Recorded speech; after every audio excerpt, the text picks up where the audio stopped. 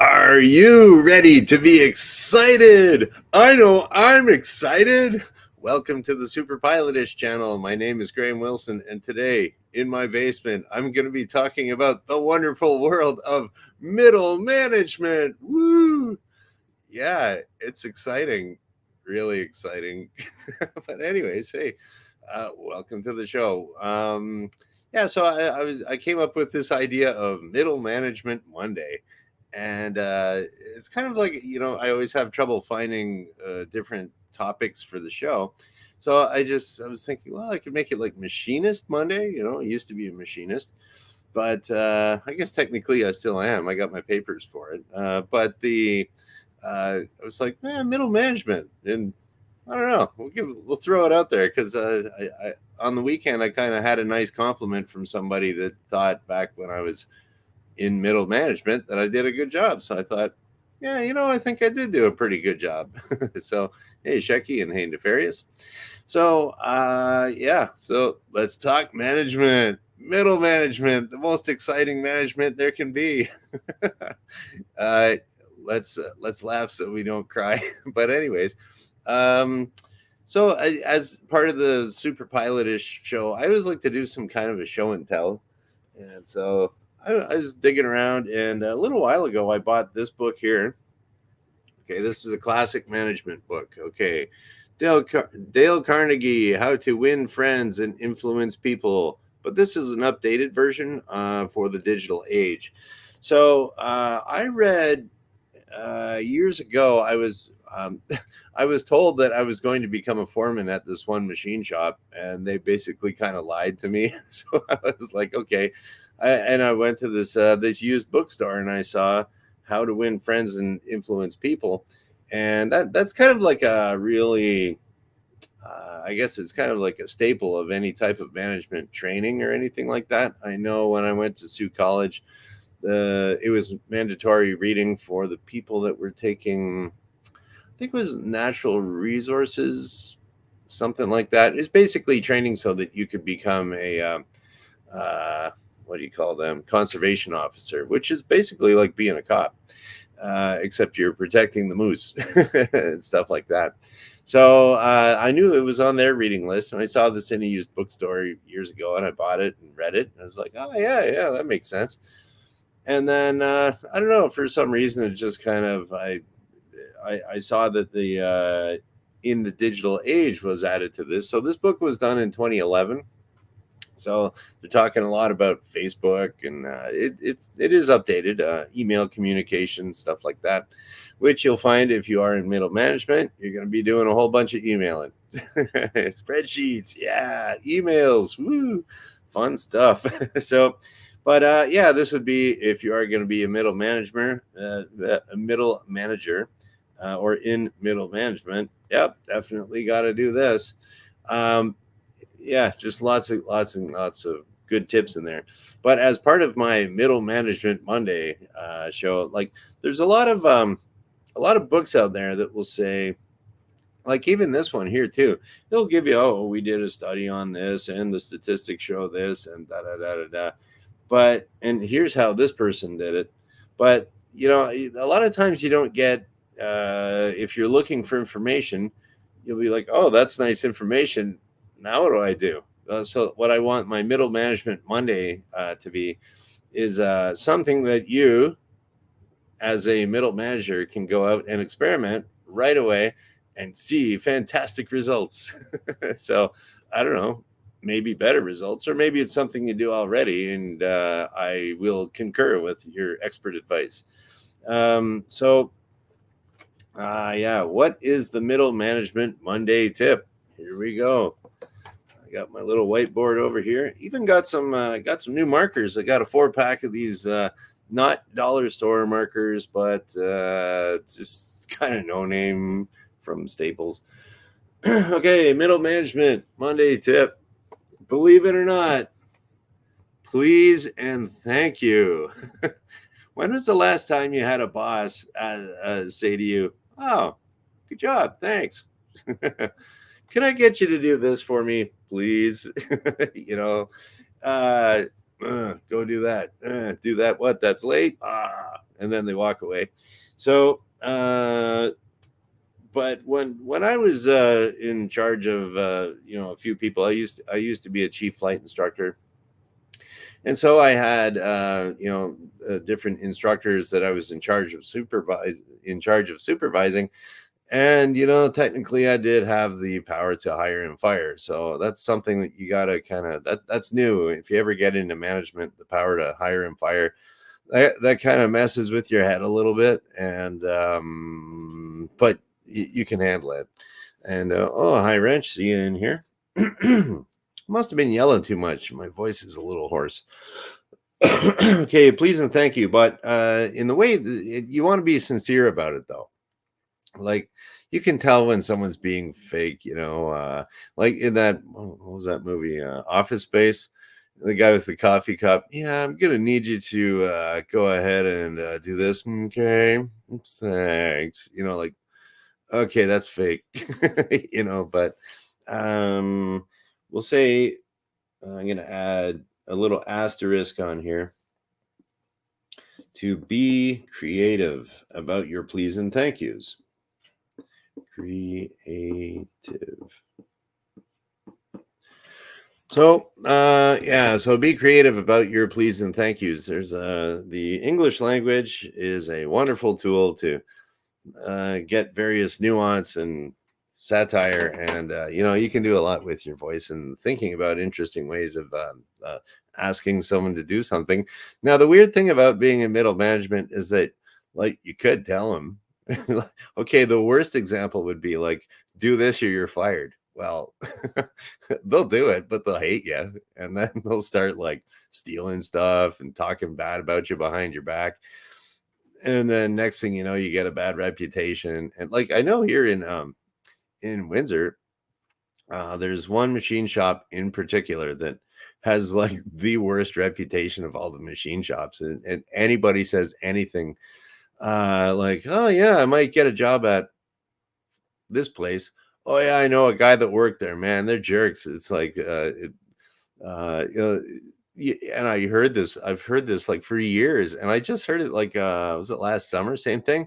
Oh, that place, that sucks. It's like I heard that like 20 years ago, when I was around here.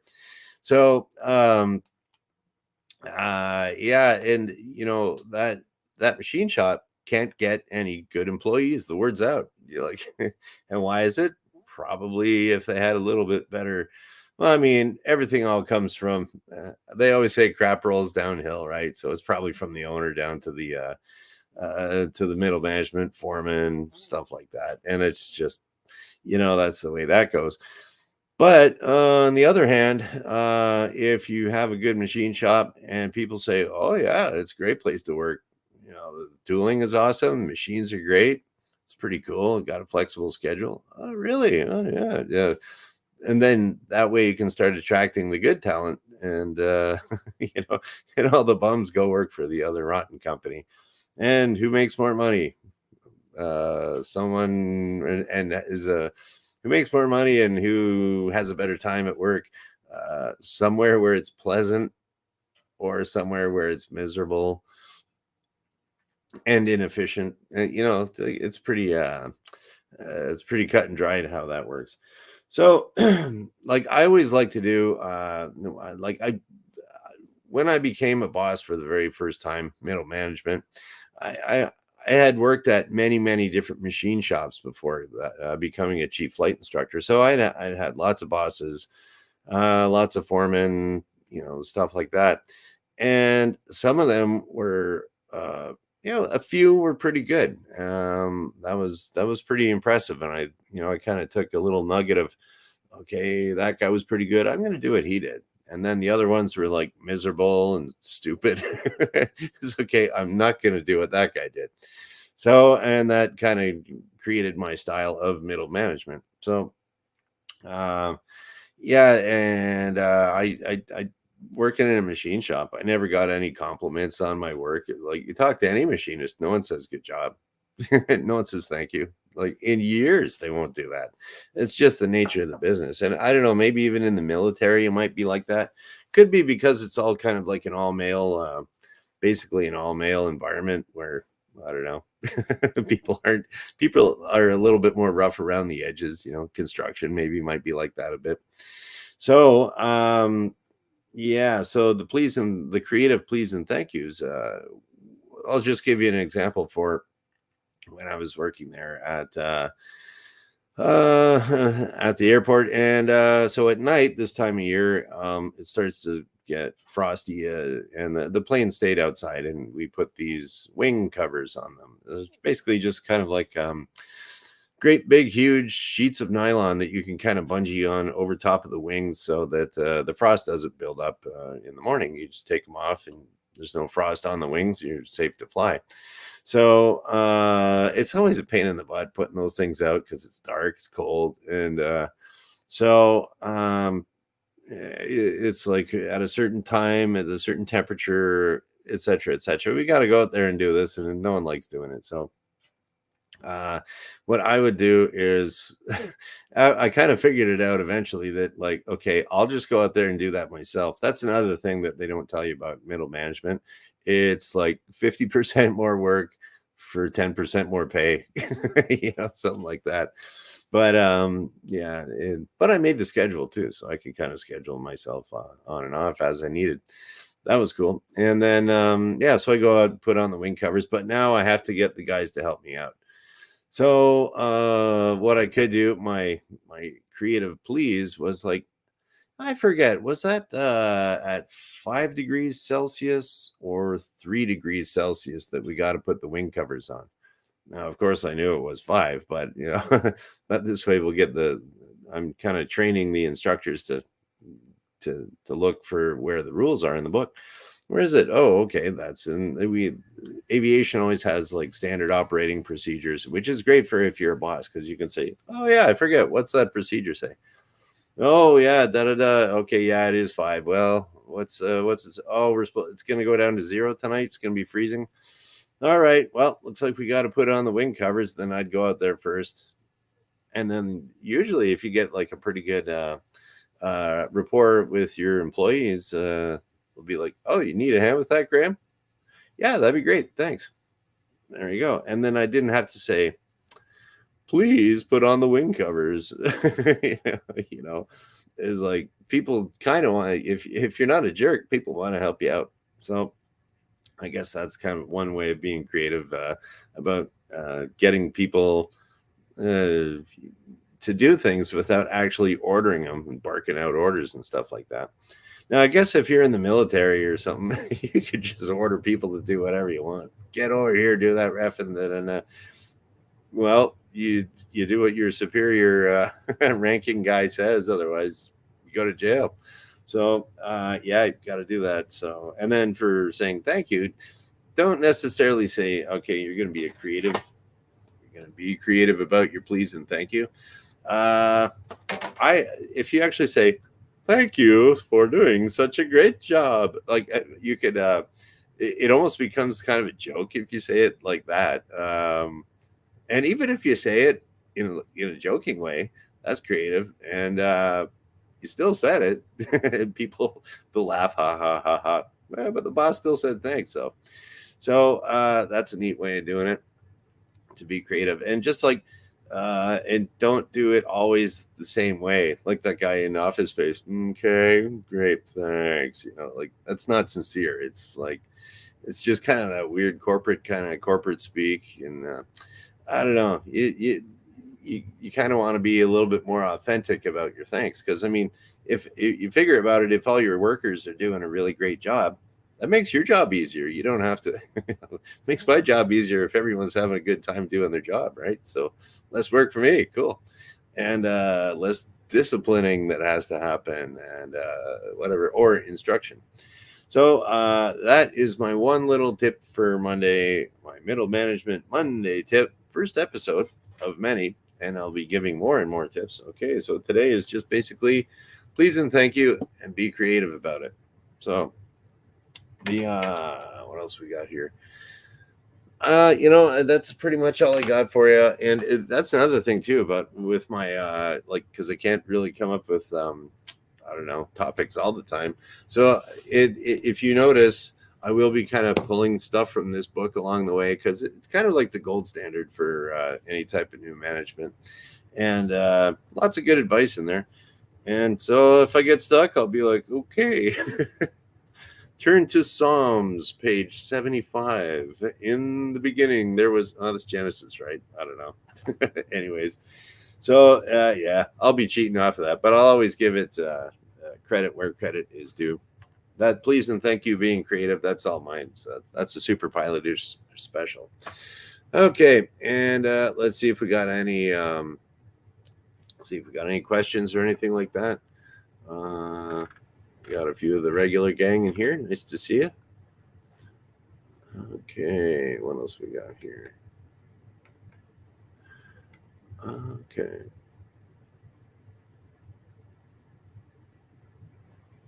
Now, let's see here. Okay, Ranch is saying that his wife is a medical professional. She says young people try to use up sick days. They miss a lot of time. Fire them. Is this new or decades old? I never take any sick time. You know what? I'm like that too. I think it's like a Generation X baby boomer thing is that you just don't call in sick kind of thing. But for the younger people, what I do know about absenteeism, sick days. I remember one professor I had in when I was getting my psychology degree, and he did a contract for General Motors back in the day. It was him and another PhD.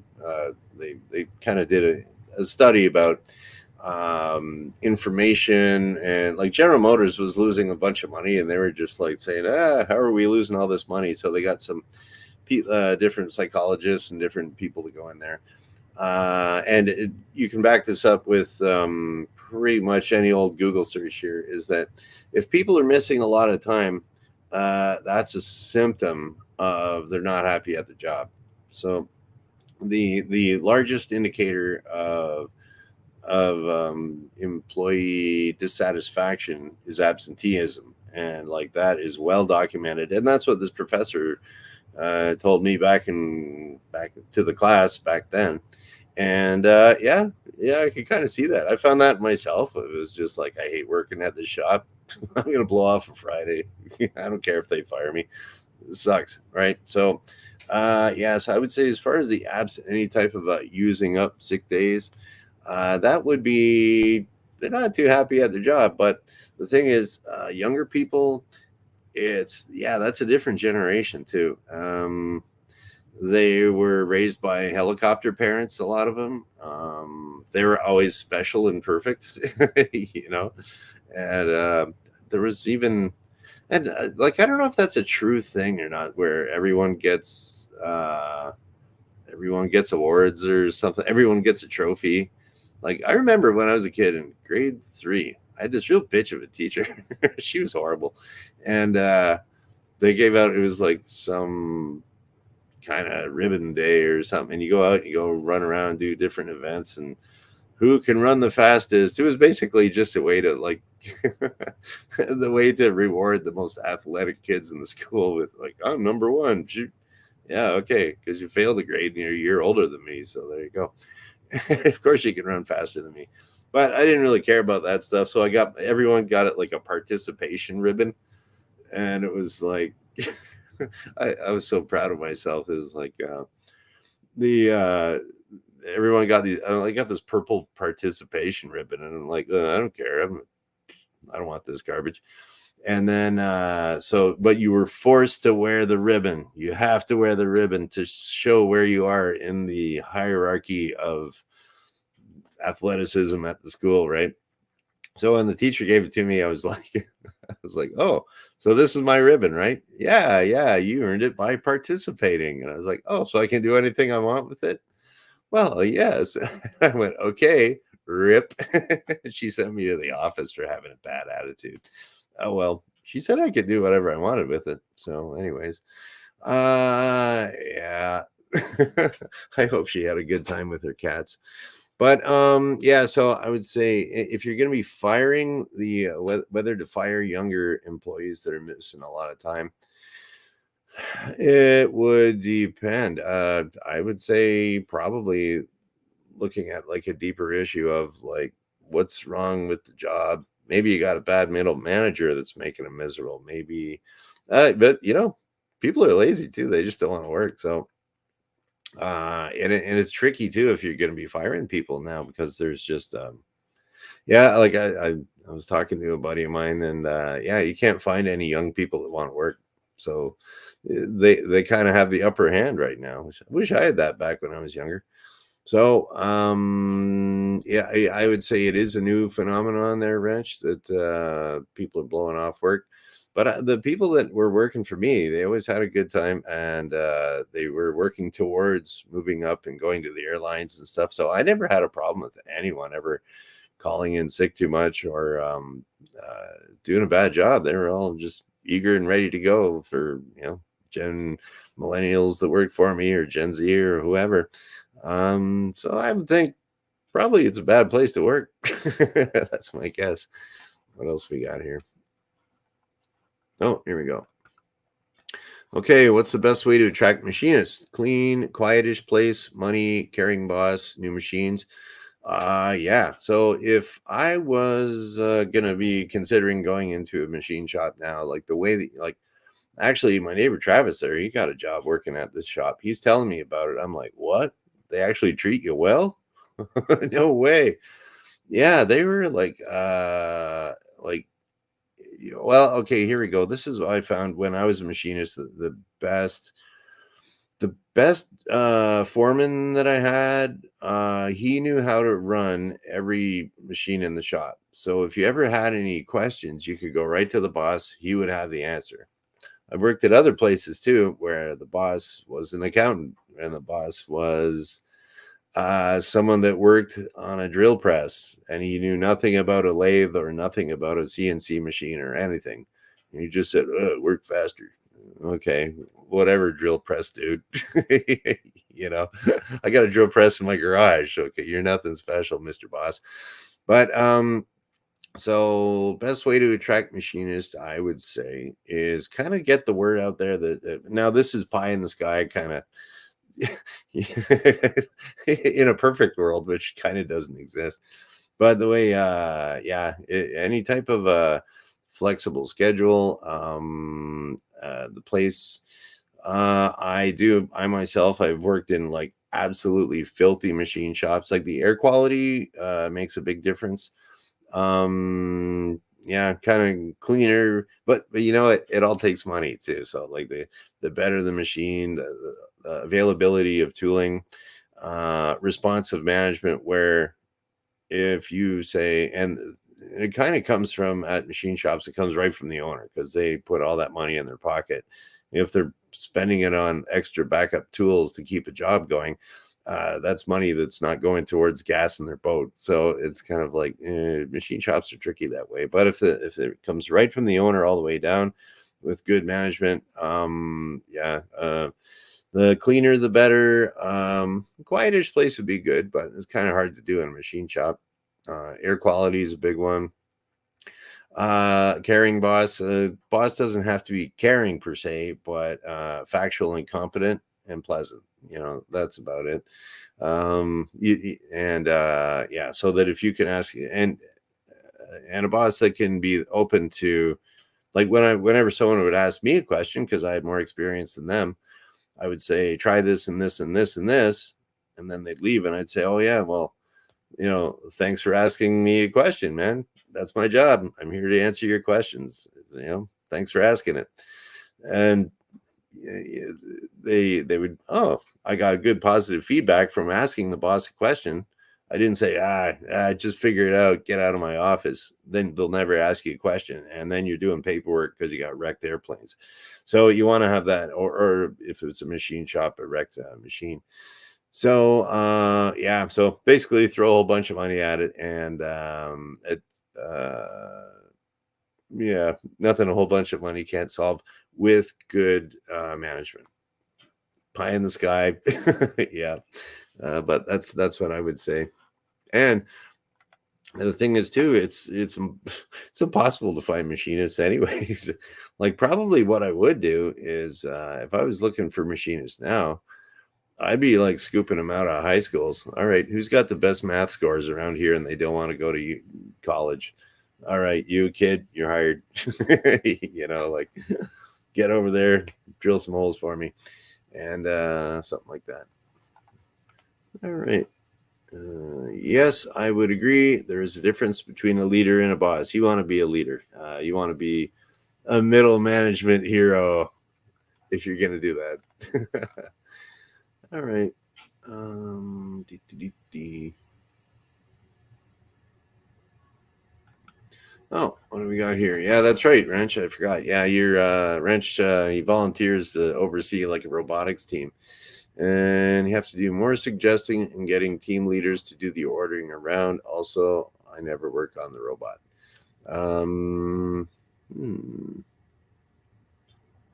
Oh, okay, that's a tip. And then we got he never points. I point all the time, man. What's wrong with that? But no, open hands. Yeah, body language is a big thing too. You don't want to be timid. Oh, can you please do this for me? Like you don't want to be like that. You also don't want to be like, like standing over and pointing and yelling. You don't want to be like that either. So, but body language is important. I always find as like a taller guy myself, if I'm taller than someone, I'll try to like sit down so I'm on the same level. They say that's kind of good etiquette for people that are, if they're in a wheelchair or something like that. Like, just think about it. If someone's really tall, or like you're a kid looking up at a parent like this, it's kind of intimidating and kind of sucks. But that's why I'll kind of like sit down or lean a little bit, so I'm kind of more eye to eye with people. And if it's someone in a wheelchair, I'll sit in a chair there. I kind of learned that from, I don't know, I guess some kind of wheelchair etiquette education day somewhere sometime. But yeah, so that's what I do there.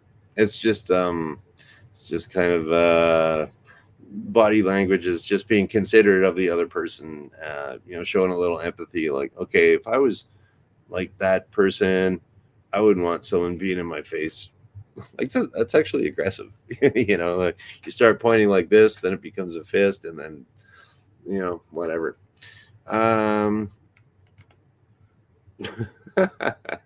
When a waiter squats down, I hate it. Well, I don't know if they're taught that. I don't really see that too much, but oh well. I don't really eat out too much, so maybe that's a new thing. Okay, and something about a waiter squatting down. Something tells me that is probably improper etiquette. But it's like, hey, I'm one of you cool guys here. Hey guys, you want some more drinks? Yeah, whatever. Oh, okay. They apparently make higher tips squatting. Okay, there we go. Okay, if you want to be a waiter, that'd be worth Google searching. Anyways, check it out. So, here we go. Shecky's talking about that fake cozy. Yeah, you know what? That does seem a little disingenuous. I'm going to do this. You're going to give me more money. But anyways, okay. And on your business just popped in here too. I didn't see that. Okay, well, anyways, that is about it. Yeah, so there we go. Number 1 for the Middle Management Monday. I had fun. I don't know about you guys. So anyways, and what is the tip of the day? Be creative about your please and thank yous. All right. And then I will not be talking about middle management on Wednesday, but I will be back on Wednesday because I do this show Monday, Wednesday, Friday at noon Eastern. And I don't know what to do with my hands. So anyways, yeah, I'll be back on Wednesday. Do it Monday, Wednesday, Friday at noon Eastern, and we'll just kind of shut her down. So Thank you for watching. Bye.